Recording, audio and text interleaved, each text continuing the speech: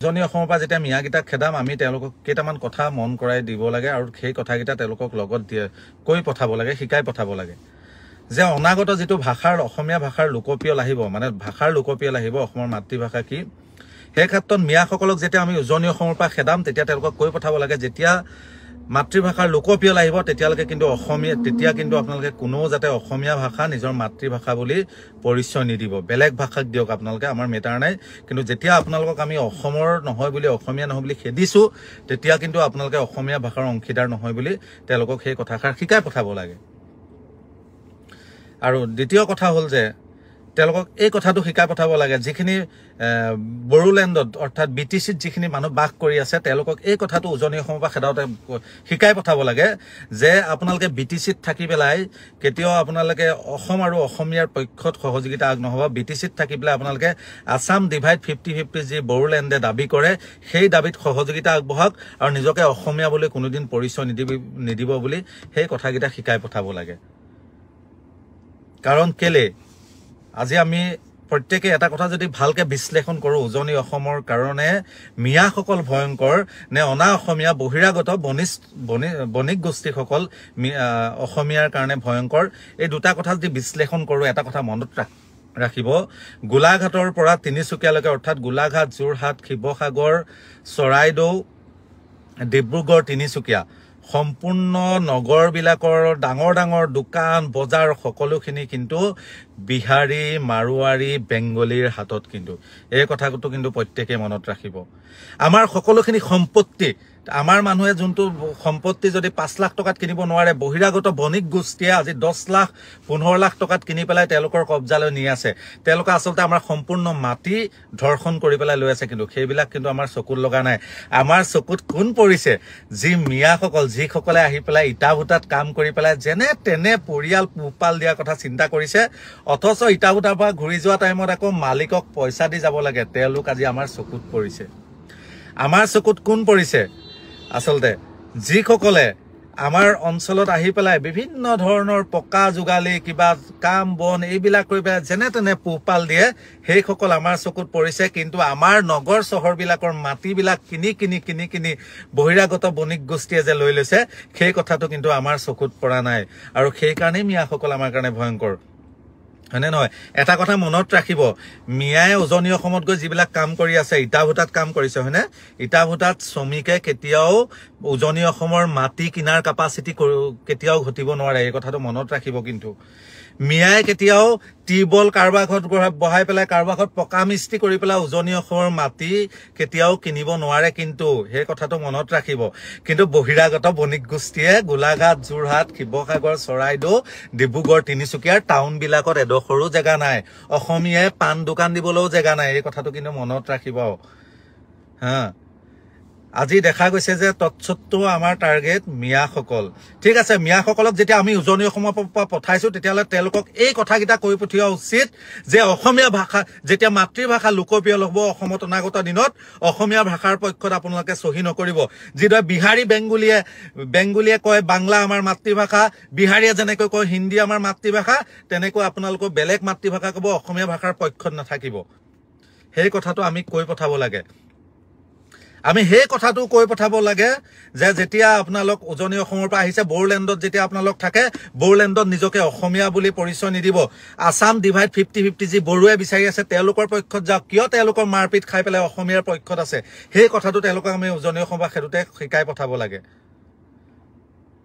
এই কথাখিনি কিন্তু সঁচাই, এই কথাটো প্ৰত্যেকে অনুধাৱন কৰিব, আৰু অনুধাৱন কৰি পেলাই প্ৰত্যেকে এই কথাটো যদি বিশ্লেষণ কৰে গম পাব যে উজনি অসমৰ কাৰণে মিয়াখিনি ভয়ংকৰ নে উজনি অসমৰ কাৰণে অনা অসমীয়া অৰ্থাৎ বেংগলী, বিহাৰী, মাৰোৱাৰী বণিক গোষ্ঠীখিনি ভয়ংকৰ। সেই কথাটো কিন্তু আপোনালোকে ঘৰৰ পৰা মাত্ৰ গাঁৱৰ পৰা ওলাই আহি টাউনবিলাকত ওলাই আহিলে গম পাব।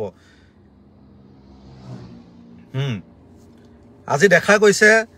যে বিভিন্নজনে বিভিন্ন ধৰণৰ কথা বতৰা কৈ আছে আৰু মিয়াসকলক টাৰ্গেট কৰি কৈ আছে। তেওঁলোকৰ অঞ্চলত সঁচাকে হয় অপৰাধমূলক অপৰাধজনিত কাম বেছি। এটা কথা মনত ৰাখিব, য'ত জনসংখ্যা বেছি তাত ভালৰ সংখ্যাও বেছি, বেয়াৰ সংখ্যা তাতকৈও বেছি। আৰু এনেকুৱা ধৰণৰ উচতনিমূলক কথাৰে তেওঁলোকক আমি খেদি দিয়াৰ কথাৰে কিন্তু আমি কেতিয়াও কিন্তু আমি অসমখনক সুস্থিৰ পৰিৱেশ এটা সৃষ্টি কৰিব নোৱাৰিম কিন্তু বৃহত্তৰ অসমীয়া জাতি গঠন প্ৰক্ৰিয়াত কিন্তু সদায় বাধাৰ ৰেঙনি হৈ ৰব এই কথাটো কিন্তু স্পষ্ট আৰু কোনোবাই ভাবিব পাৰে মই কথাখিনি কোৱাৰ ক্ষেত্ৰত কাৰোবাৰ মিয়াৰ পক্ষ লৈছো বা অনামিয়াৰ সপক্ষে লৈছো তেনেকুৱা কথা নহয়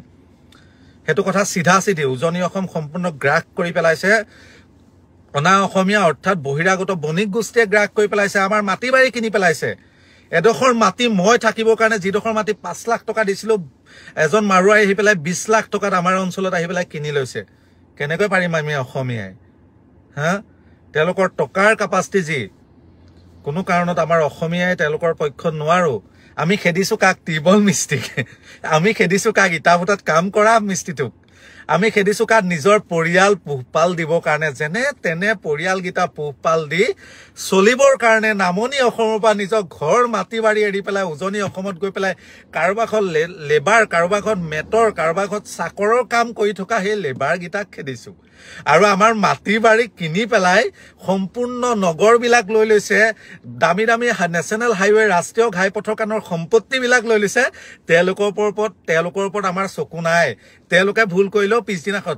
কিবা এটা ডোনেশ্যন দি পেলাই ৰাজহুৱাভাৱে ক্ষমা বিচাৰিলে তেওঁলোক আমাৰ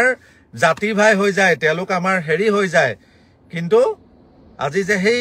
দুখিয়া নিচলাৰ কাৰণে তেওঁলোক আমাৰ চকুত পৰে নহয় জানো এই কথাখিনি কিন্তু আমি প্ৰত্যেককে বিশ্লেষণ কৰাৰ প্ৰয়োজন অনাগত দিনত অসমখন শক্তিশালী ৰূপত ৰাখিবৰ কাৰণে অসমখন ঐক্যবদ্ধ ৰূপত ৰাখিবৰ কাৰণে কিন্তু আমি কোনোবা জনগোষ্ঠীক যিসকলে নিজকে সদায় লাঞ্ছিত বঞ্চিত প্ৰবঞ্চিত হৈ পেলাই অসমীয়া বুলি পৰিচয় দি আছে তেওঁলোকক কিন্তু যদি আমি খেদাৰ চিন্তা কৰো তেওঁলোকক যদি আমি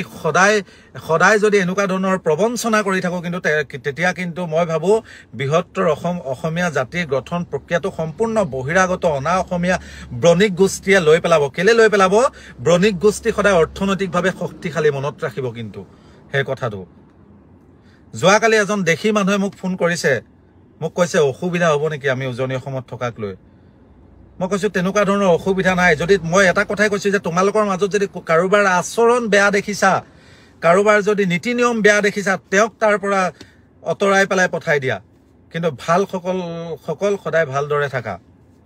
সেই কাৰণে আমি প্ৰত্যেককে এই কথাখিনি পৰ্যবেক্ষণ কৰাৰ প্ৰয়োজন কাৰণ যদি এনেকুৱা যদি হৈ থাকে নহয় অনাগত দিনত চাব অসমীয়া ভাষাটো অসমৰ পৰা হেৰাই যাব তেওঁলোকক যদি আমি উচ্চতাই থাকো তেওঁলোকে বেলেগ ভাষাৰ পক্ষত গলে কিন্তু অসমখন অসমীয়া ভাষা অসমৰ মূল ভাষা হৈ নাথাকিব কিন্তু তেওঁলোকক যদি আমি সদায় এনেকৈ উচ্চতাই থাকো নহয় বড়োলেণ্ড লবলৈ বেছি সময় নালাগে আসাম ডিভাইড যে অসমৰ যে ৱালত লিখি আছে আসাম ডিভাইড 50-50 তৎকালীনভাৱে পাই যাব আপুনি মই পাত্তাই নাপাব মাত্ৰ তেওঁলোকে আমি যদি তেওঁলোকৰ সদায় বিৰোধিতা কৰি থাকো নহয় অসম নাগালেণ্ডৰ সীমান্তত যিসকলে AK-47ৰ লগত খিলগুটি লৈ পেলাই প্ৰতিদ্বন্দিতা কৰি আছে আৰু AK-47ক উভতাই পেলাই নাগালেণ্ডলৈ পঠাই দিছে কিন্তু যদি হেসকলক সদায় যদি উচৰাই থাকো নহয় লাষ্টত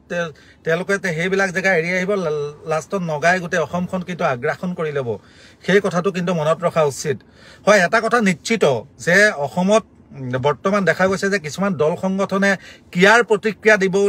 দিবলৈ গৈ পেলাই যে অসমখনৰ পৰিৱেশটো পুৰা অস্থিৰ কৰিব বিচাৰিছে অসমৰ বাতাবৰণ যে বেয়া কৰিব বিচাৰিছে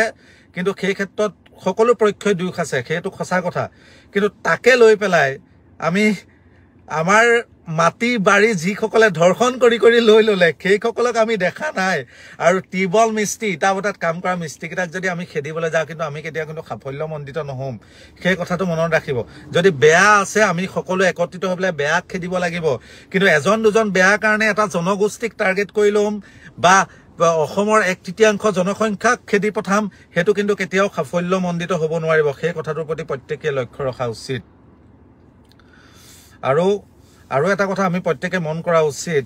যে আজি আমাৰ চাওক গুৱাহাটীখনে চাওক গুৱাহাটী ফেন্সি বজাৰ চাওক বহিৰাগত বণিক গোষ্ঠীয়ে লৈ গৈছে গুৱাহাটীত মিয়াগিটা কি কৰিছে শাক পাচলি বিকিছে ফুটপাথত আহি পেলাই কোনোবাই বেলেগৰ ব্ৰইলাৰ দোকানত ব্ৰইলাৰ কাটিছে কোনোবাই কাৰোবাৰ হোটেলত এই ওয়েটাৰ হিচাপত কাম কৰি আছে তাতকে মিয়া একো কৰিব পৰা নাই কিন্তু গুৱাহাটীৰ যদি ফেন্সি বজাৰ নহয় সমগ্ৰ গুৱাহাটীৰ সম্পত্তিৰ চাই 3 ভাগৰ 2 ভাগ আজি বহিৰাগত বণিক গোষ্ঠীৰ হাতত কিন্তু সেইদিনা দুখ লাগিছে মঙ্গলদৈত আজি এদিন যোৱাকালি নে পৰহি মংগলদৈত এটা ঘটনা হ'ল। মংগলদৈ ঘটনাটোত এজন মাছ বজাৰত এটা ঘটনা হ'ল, কিন্তু মাছ বজাৰ ঘটনাটোত বোলে এজন অনা খিলঞ্জীয়াৰ ওপৰত আক্ৰমণ কৰিলে, কিন্তু সেই অনা খিলঞ্জীয়াজনক আক্ৰমণ কৰিবৰ কাৰণে কি কৰিছে, বেংগুলী কেইটামানো লগত আহিছে, জয় শ্ৰীৰাম চিঞৰিছে। বহুত দুৰ্ভাগ্যজনক কথা হা। আৰু জনামতে সেই যিজন বেপাৰী আছিলে, বেপাৰীজন কোনোবা আমাৰ বোলে গৰীয়া নে দেশী মুছলমান হয়। কিমান দুৰ্ভাগ্যজনক এটা কথা। সেইকাৰণে এটা কথা নিশ্চিত যে বেয়াক আমি খেদিব লাগে, কিন্তু বেয়াক খেদিব গৈ এটা জনগোষ্ঠীক খেদাটো উচিত নহয়। যিদৰে চাওক, বহিৰাগত মাৰোৱাৰীয়ে আমাৰ শিৱসাগৰত যেতিয়া আক্ৰমণ কৰিছিলে আমাৰ অসমীয়া খেলুৱৈৰ ওপৰত, তাৰপিছত কিন্তু তেওঁলোকে মাপ বিচাৰিলে, 2 লাখ টকা দিলে। আমি প্ৰত্যেকে মঞ্চত গৈ বক্তৃতা দিলো। তেওঁলোক আমাৰ অত দিনৰ পৰা আমাৰ লগত একাকাৰ হৈ আছে, আমাৰ ভাই ভনী হৈ পেলাই আমাৰ লগত জীয়াই আছে, অনন্তকালীন থাকিব। কিন্তু ঢিঙত ধৰ্ষণ হ'ল, এটা কালপিত, তাৰ আচলতে ভাষাৰে ক'ব নোৱাৰি। কিন্তু সেই ধৰ্ষণৰ কাৰণে সমগ্ৰ উজনি অসমত কাম কৰি থকা ইটা ভূটা, টিবল মিস্ত্ৰী, পকা মিস্ত্ৰীকেইটাক আমি খেদি কি লাভ আছে? আমি যদি খেদিবলৈ ইচ্ছা আছে, সমগ্ৰ অনা অসমীয়াক খেদো। আমি খেদিবলৈ যদি ইচ্ছা আছে, যিসকলে অসমত থাকি অসমীয়া নহয় বুলি কয়, অসমক 50-50% ভাগ বিচাৰে, সেইবিলাকক অসমৰ পৰা খেদিব লাগে। বৰ দীঘলীয়া নকৰো, নিশাৰ ভাগত পুনৰ লাইভত আহিম আৰু সকলোৰে সহযোগিতাৰ কাৰণে ধন্যবাদ জ্ঞাপন কৰিছো। জয় আই অসম।